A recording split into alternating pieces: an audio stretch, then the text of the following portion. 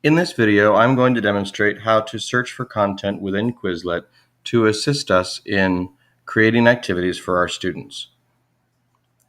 We're going to assume that I'm in a World History 2 class, and I'm looking for information about different forces at work during the Cold War. So I'm going to do a search for Cold War. You'll notice there are several types of activities here. We've got study sets, diagrams, and we've also got classes and users, which we're not going to use at this time. Study sets specifically refers to documents that include words and definitions that I can use to create activities in Quizlet.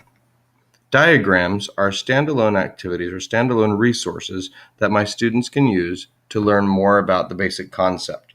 For example, you'll notice that there are diagrams regarding the satellite nations, the Iron Curtain, containment, and of course something about communism over on the left. I would review these diagrams and I can choose to add them to my classes like so. So I've chosen this diagram and I can give many different options here. I can look through here to make sure that this is what I want to do, and then I can give this to my students to do by clicking here, Add Set to Class or Folder. You'll notice I also have more information if I would prefer.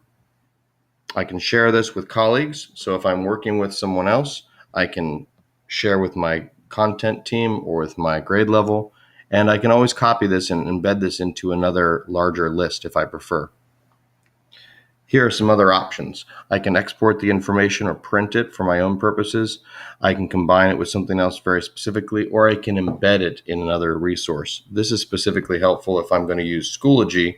I'm going to embed this resource within Schoology after I add it to my class. That way students will have it in their class in Quizlet, but also they'll have a direct link within Schoology.